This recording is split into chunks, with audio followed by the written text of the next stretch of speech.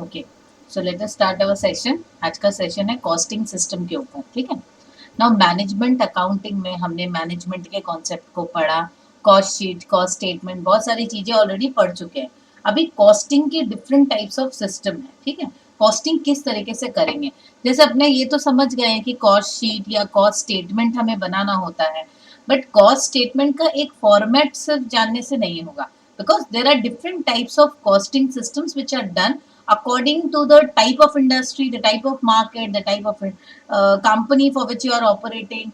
ना different different industries के like unit अलग होंगे, उनके costing methods अलग होंगे। से फॉर एग्जाम्पल एक प्रोडक्शन ओरिएंटेड ऑर्गेनाइजेशन और एक सर्विस ओरिएंटेड ऑर्गेनाइजेशन के कॉस्टिंग सिस्टम सेम नहीं होंगे। Where is we need to ascertain the cost of both the manufacturing और बोथ द प्रोडक्शन। आप product means either you are producing a product और you are producing a services, tangible हो या intangible हो। we need to understand the cost, we need to ascertain the cost of both the thing, ठीक है। क्योंकि if I am providing a services, I need to understand what is the cost of my services. Accordingly, you can keep a profit margin and then you can sell that services, right? तो अब ये service की costing जो निकालनी है service oriented या product की, product it's very easy, but yes definitely there are different types of product which are manufactured in a different manner. समझ में आ रहा है, क्लियर है? Yes, ma'am. Okay, so now आप हाँ ना बोलते जाओ because I can not see you. Okay, तो अभी क्या होता है, हम प्रोडक्ट जो बना रहे हैं वो प्रोडक्ट तो अलग अलग तरीके का है, अलग अलग तरीके के प्रोडक्शन सिस्टम से होकर गुजरता है। The process are actually very different. तो now we need to understand कि किस तरीके से अपने कॉस्टिंग करनी है। Now, cost accounting is the collection, assignment, and interpretation of cost. This is very clear. We know that cost accounting is actually a process. Cost को मुझे समझना है. We collect, collection, assignment, and interpretation of cost. है ना? Costing is the process or activity of determining the cost anchored on various types of inputs used in the organization and apportioning it in different products and activities of a company. Now, why we need to do this costing process? Simply, it is an activity from where we can determine the cost. Cost of what? Cost anchored on various types of input. See, for making a product, there are different types of input required and at different stages. आप एक product बना रहे हो, एक pen, मेरे लिए बहुत simple है कि मेरे पास एक पेन है, I just went to a shop and I purchase the pen. But ये जो पेन बनाया है ना जिसने, इसमें बहुत वैरायटी ऑफ इनपुट लगा है और इनपुट भी अलग अलग। We have studied about supply chain management, operations में भी मैंने आप लोग को समझाया था ऑपरेशंस का प्रोसेस। तो ना इनपुट तो डिफरेंट डिफरेंट जगह से लग रहा है और डिफरेंट डिफरेंट जो वैल्यू चेन है उसमें जो डिफरेंट डिफरेंट जगह से इनपुट्स लग रहे हैं उस पर तो कॉस्ट भी अलग अलग तरीके से हमें लगाना होगा ना। Yes, ma'am. है ना? तो कहीं पर डायरेक्ट है, डायरेक्ट मटेरियल लग रहा है, कहीं पे इनडायरेक्ट मटेरियल है, कहीं पे जनरल ओवरहेड्स है, कहीं पे सेलिंग एंड डिस्ट्रीब्यूशन ओवरहेड्स है।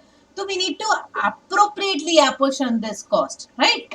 Costing Hmm. is used for many different purposes such as fixing selling price of the product. सबसे बेस तो यही है, कॉस्टिंग को करने का सबसे first reason is from the costing process we understand what would be the selling price of the product, analyzing cost associated with different products and activities to facilitate decision on product mix and methods, analysis of cost and profitability for investment decisions and cost control.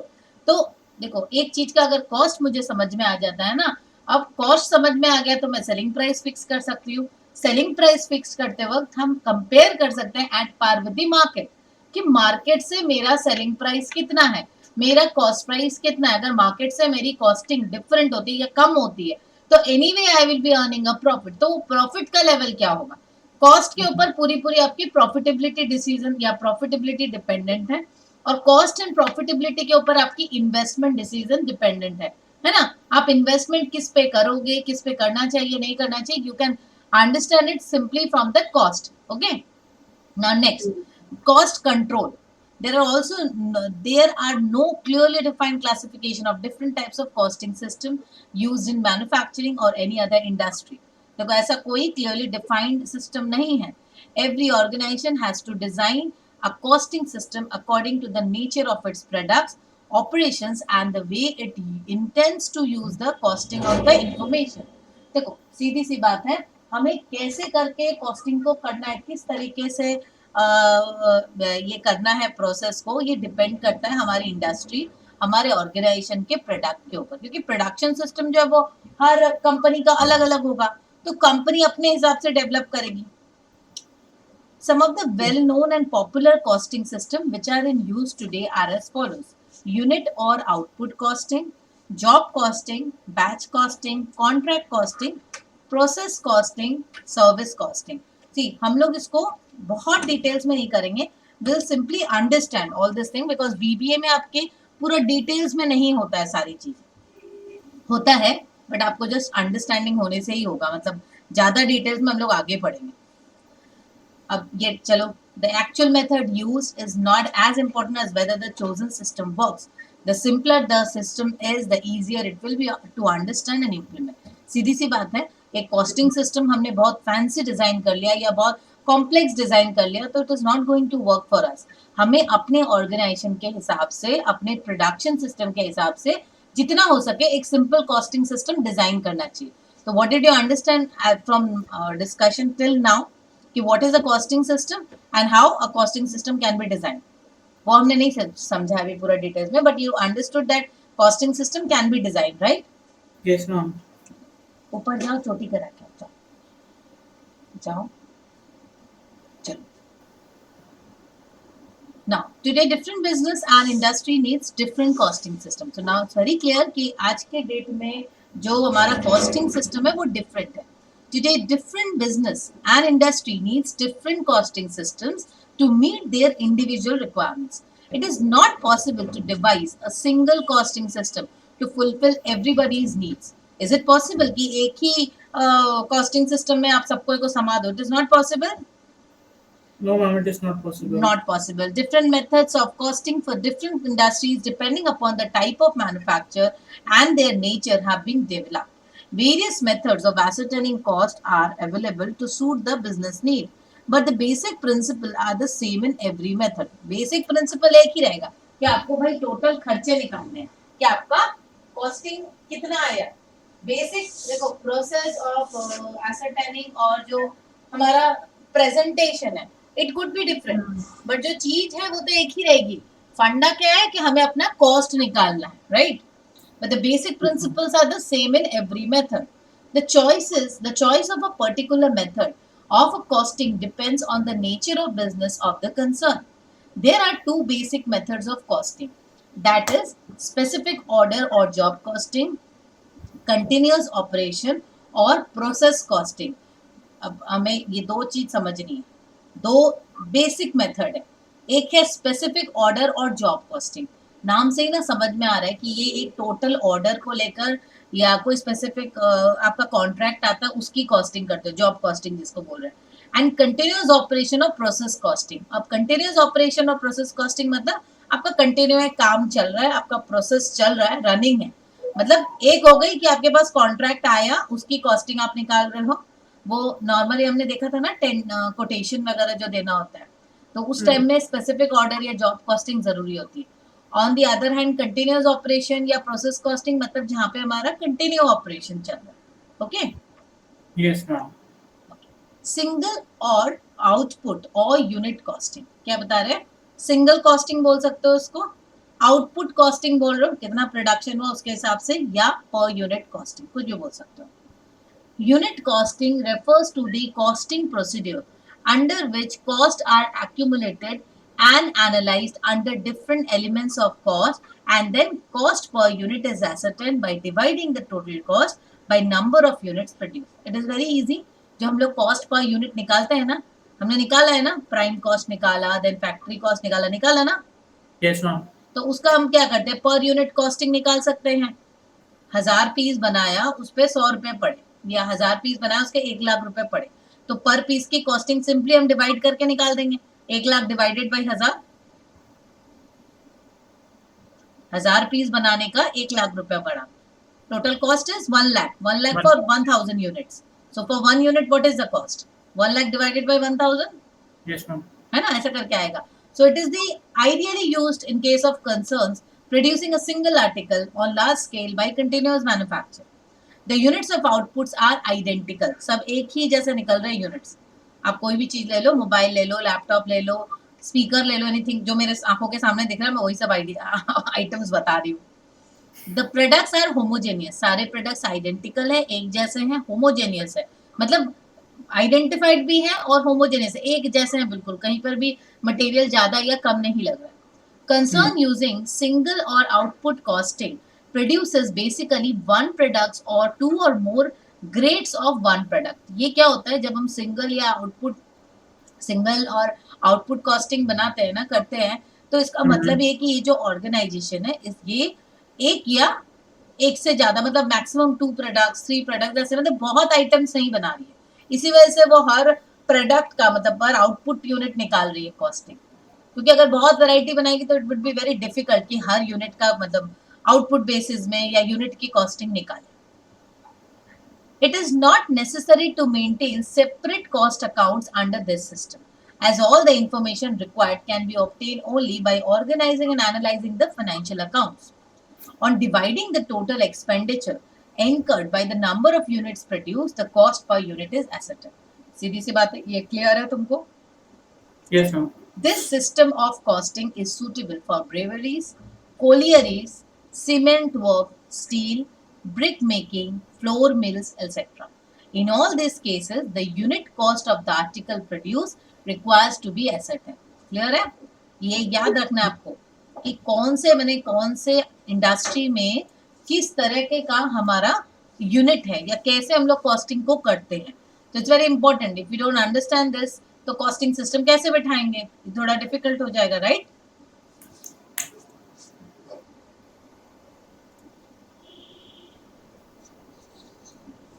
क्या हुआ बोलो? हाँ जाओ खेलो, जाओ खेलो, और रियांसी को भी अभी मत भेजना, मैं काम कर रही हूँ, क्लास लेके तब आना। जाओ फिर हम सोशल स्टडीज और जीके का करेंगे। जाओ। So let us continue. The information on expenditure incurred on material, labor and direct expenses can be available without any special difficulty. It's very clear. Once we are preparing any statement, any cost statement, तो हमें material, कितना material खर्च हुआ है एक product को बनाने में, कितना लेबर है या कितना डायरेक्ट एक्सपेंसेस है, it is very easily available without any special difficulty.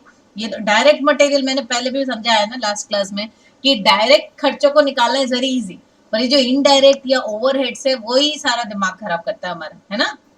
Yes, ma'am. Indirect या ओवरहेड्स को कहाँ किस में डालना है, कितना डालना है, अप्रोप्रिएटली उसको अपोर्शन करना is actually very difficult task, और उसको उसी पे हमें ज्यादा कॉस्टिंग पे ना ज्यादा मेहनत उसी में। The works and administration expenses actually incurred also are included in the total cost. तो आपके works and administration expenses भी हैं, उसको भी हमें total cost में तो आ ही जाता है। Items of indirect expenses which are paid at periodical intervals are included in cost account and on the basis of estimate. अब देखो क्या होता है, जो हमारे indirect expenses है उसको तो एक estimation करके हम देते हैं ना कॉस्ट अकाउंट में, डिवीजन वाइज या डिपार्टमेंट वाइज। जो इनडायरेक्ट, जैसे मेरा एक मैनेजर की सैलरी है, मैनेजर 5 फैक्ट्री संभाल रहा है, किसी फैक्ट्री में ज्यादा टाइम दे रहा है, किसी में कम दे रहा है, बट हमें तो अपोर्शन करना, उसको अप्रोप्रिएटली उस कॉस्ट को, मैनेजर के कॉस्ट को डिवाइड करना इनटू 5 फैक्ट्री, तो वो एक एस्टिमेट लेकर हम डिवाइड करेंगे, है ना? तो उसके खर्चे को इधर उधर डिवाइड करना। Selling and distribution expenses are not included in cost sheet since these have no connection with the quantity produced. Selling and distribution expenses जो है वो हमारा जाता है प्रॉफिट एंड लॉस अकाउंट में, क्योंकि कॉस्टिंग निकालते वक्त कॉस्ट शीट में सेलिंग एंड डिस्ट्रीब्यूशन एक्सपेंसेस नहीं ऐड की जाती, वो कॉस्ट ऑफ सेल्स या कॉस्ट ऑफ प्रोडक्शन के बाद का बात है। जब अपने कॉस्ट ऑफ प्रोडक्शन या cost of per unit product निकाल लेते हैं उसके बाद सेलिंग एंड डिस्ट्रीब्यूशन की बात है, वो कॉस्ट ऑफ प्रोडक्ट में नहीं आता। If, however, it is decided to include them, the same are also estimated on the basis of past experience. Okay. Now, cost sheet कैसी होती है ये हमें पता है, ऑलरेडी कॉस्ट शीट आप पढ़ चुके हो, मैं फिर से इसको नहीं करवा रही हूँ। कॉस्ट शीट पता है ना? Yes, ma'am, पता है, ये तो आप करा चुके हो। करा चुकी हो। ट्रीटमेंट ऑफ स्टॉक कैसे करनी है, रॉ मटेरियल्स, ये सब हो चुका है। Okay. Item excluded from cost sheet, ये हो चुका है। प्रोडक्शन आप अकाउंट ये 5 मार्क्स का क्वेश्चन आएगा कॉस्ट शीट का बनाना, सॉरी 6 मार्क्स का आएगा, तो हम इसमें कॉस्ट शीट बनाने के साथ कॉस्ट शीट के डेफिनेशंस भी लिख सकते हैं ना, मतलब डेफिनेशन लिखना है इट ना। Would be great if you do so, बहुत अच्छा रहेगा अगर करोगे तो। बट ऐसे अगर 6 मार्क्स का आएगा तो आपको सिर्फ सम्स करने में टाइम निकल जाएंगे। Don't go ahead with the theory part. Ma'am हमारा सेक्शन ए में से ना 5 क्वेश्चन में से 4 क्वेश्चन करना होता है, और सेक्शन बी में से 8 क्वेश्चन में से 6 करने होते हैं, और सेक्शन सी कंपलसरी होता है। अच्छा, कोई पुराना पास्ट क्वेश्चन पेपर मिलेगा तुमको? नहीं, मतलब मेरे सेकंड सेमेस्टर में पेपर हुआ था ना, पहली बार ऑफलाइन हुआ था, फर्स्ट सेमेस्टर तो बिल्कुल ऑनलाइन था कोविड के चक्कर में। नहीं वो तो नहीं बोल रही सेकंड मैं, जैसे तुम्हारे कोई सीनियर अगर हो जिन्होंने एग्जाम दिया हो तो कोई भी नहीं है। कोई नहीं है। प्रीवियस अगर प्रीवियस ईयर क्वेश्चन पेपर, क्योंकि बाकी यूनिवर्सिटी के ना ऑनलाइन में मिल जाता है, पर आप लोग का कुछ मिलता नहीं है। एमिटी का कुछ अभी तक तो कोई नई टीचर आई नहीं ना, 3-4 क्लास में कोई आई नहीं था हमारा कॉस्टिंग अकाउंटिंग का टीचर। नहीं, अगर क्वेश्चन पेपर मिल जाता ना पुराना, तो हम लोग को फिर करने में सुविधा होती। मैम एक बार चेक कर लूंगा मैं। Past question paper is always helpful. चलो ये देखो, ये वाला हम लोग देख लेते हैं एक बार। प्रोडक्शन अकाउंट इस पे बनाना है। From the following prepare a production account showing all the details of cost and the breakup. क्या दिया है? Stock of raw material, opening closing दोनों दिया हुआ है। Stock of Yes, ma'am. WIP, opening closing. Stock of finish goods, opening closing दोनों दिया है। Direct expenses, raw materials, indirect wages, direct wages, factory expenses, ये सारी चीजें दी हुई है। अब हमें क्या करना है? प्रोडक्शन अकाउंट बनाना है। ठीक है, अब प्रोडक्शन अकाउंट तो सीखे हो कैसे बनाना है, उसका फॉर्मेट पता है आपको, राइट? तो इसमें क्या है? पहले टू मटेरियल्स कंज्यूम। अभी मटेरियल कंज्यूम्ड, हम ये जो है ना मटेरियल कंज्यूम, ये कैसे निकल रहा है? This is opening stock of raw material, add material purchase, less closing stock of material. ये कैलकुलेशन करके जो आया 49,500, this is actually your material consume. Yes. Then you have direct wages, direct expenses. तो ये सारे जो होगा ये आ गया आपका बाई ये तो प्राइम सिंपल कॉस्ट। है। सिंपल है। यस। प्राइम कॉस्ट इधर आ गया। Then you have factory overheads, indirect जितने भी खर्चे हैं। WIP को भी हमने लिया, opening WIP less closing WIP, है ना? ये सारा आ गया। तो यहाँ पर जो भी बैलेंस बचा वो आ गया by cost of goods manufacture. अब उसको यहाँ पर लाया गया to cost of goods manufacture. Okay, then you found out the gross profit. इसको कर लेना, करने से प्रैक्टिस करने से हो जाएगा फिर। बिल्कुल। Okay, cost sheet and production account में डिफरेंस क्या है? Cost sheet it is prepared as a statement. Cost sheet बहुत सिंपल है क्योंकि वो स्टेटमेंट के रूप में हम बनाते हैं, और प्रोडक्शन अकाउंट एक अकाउंट के जैसे बनाते हैं, right? Yes ma'am. Cost sheet में बहुत अच्छे से एक्सपेंसेस डिफाइन रहता है कि पहला स्टेज में आप प्राइम कॉस्ट निकाल रहे हो, सेकंड स्टेज में factory cost, then total cost, इस तरह से स्टेप बाय स्टेप कैलकुलेशन करते हैं अपने, राइट? और प्रोडक्शन अकाउंट में ऐसे तो नहीं रहता, जस्ट हम एक्सपेंस और जो भी है लिखते जाते हैं और उसको फिर ये कर देते हैं। तो कॉस्ट शीट और प्रोडक्शन अकाउंट का डिफरेंस यही है। इसको पढ़ लेना, देयर आर चांसेस, अगर थ्योरी आता है तो ये आ सकता है। हाँ वो थ्योरी आएगा, उसने हमारे पुराने सर ने बताया था। अच्छा, an account giving details of cost of production, cost of sales and profit made during a particular period is called what?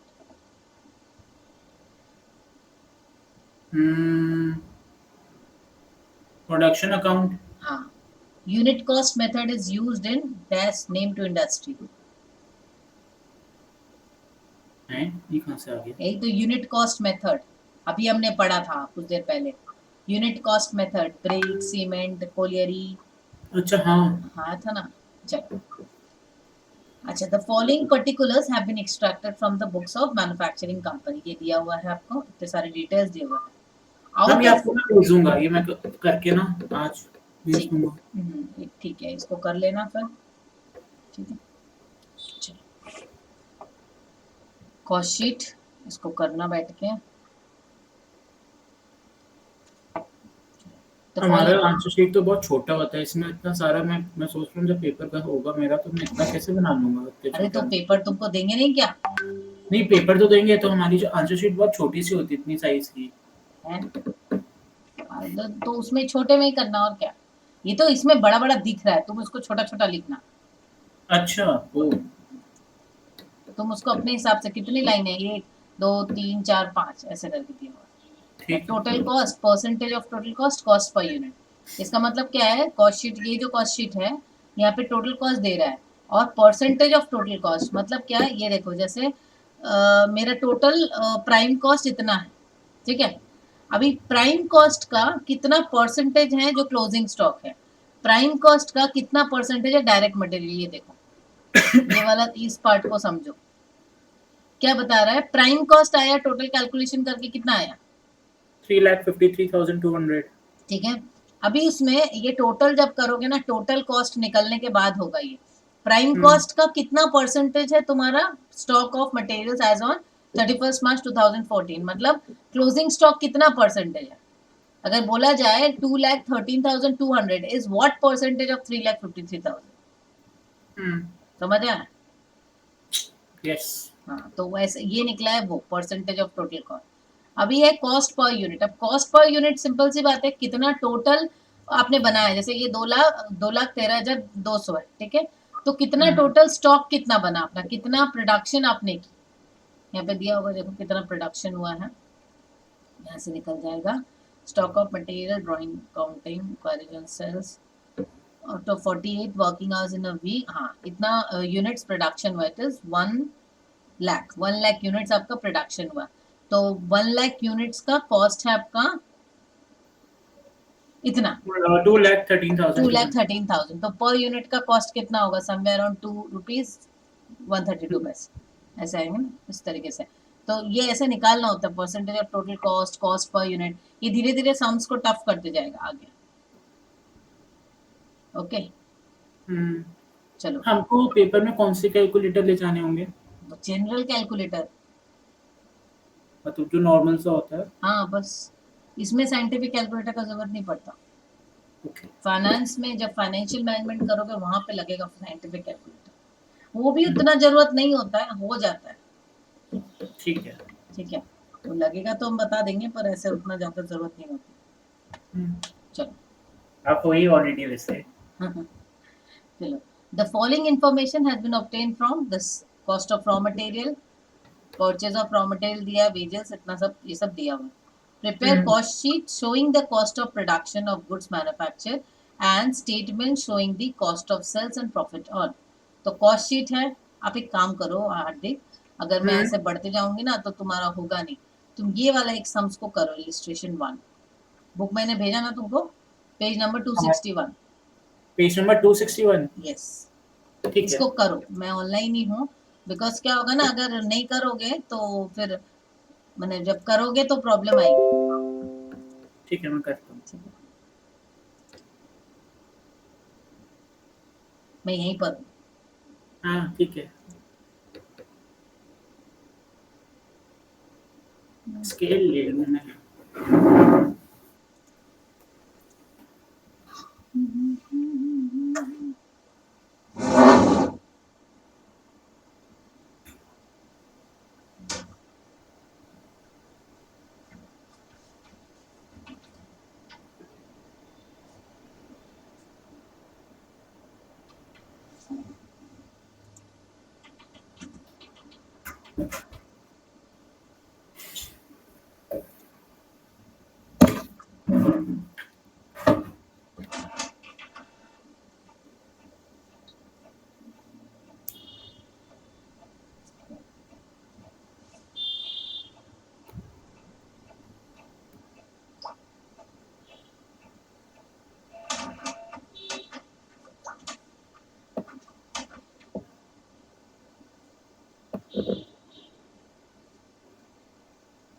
Ma'am आपने पेज नंबर पे बताया था। 261। ठीक है।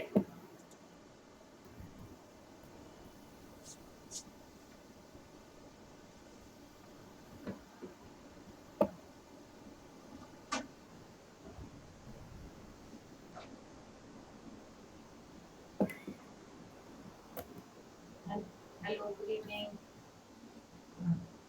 अच्छा, बिजी हो? नहीं तो बातें छोड़ दो, बोले तुम थोड़ा चेक करके हमको बताना इस वीक क्या है, कुछ असाइनमेंट वगैरह। कौन सा है तो देख बोला ना। अच्छा ठीक है, वो तो मैं देख लेती हूँ। आज जो लोग जाएंगे ठीक है ठीक है। समझ गया। अच्छा तुम लॉयर बन गए हैं, मुझे नोटिस भेजना है। इलीगल कंस्ट्रक्शन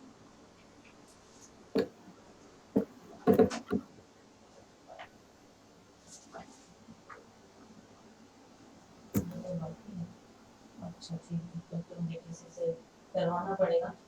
ऐसे मैंने जितने लीगल प्रोसेस है मैंने मोटा मोटी किया है, काउंसलर को बोरो ऑफिस को और थाना में सब कर दिया है। हाँ होना पड़ेगा ही, मतलब वो बहुत रिस्की हो जा रहा है अगर अरे छत के ऊपर है ना, छत के ऊपर उतना भारी भारी लोहा वो सब कर रहा है, तो वो तो रिस्की हो जाएगा हमारे लिए, इतना पुराना मकान है। नहीं बाड़ी वाला कहाँ हम लोग का, ऊपर में एक वो मुर्गी वाला था ना, वही वही। कैसे कर रहे हो ने, तो लॉयर के बिना थोड़ी ना हम अपने अपने कर कैसे लगा देंगे।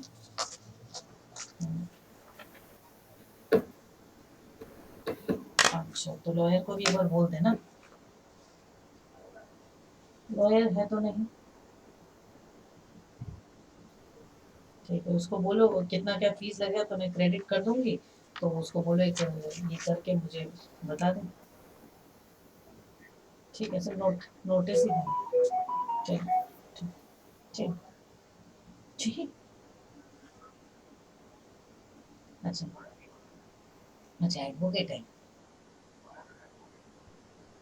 तो लॉयर से ऊपर होता है ना एडवोकेट तो।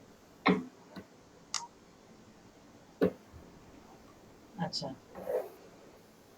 अच्छा अच्छा हाँ वो है एडवोकेट। तो अच्छा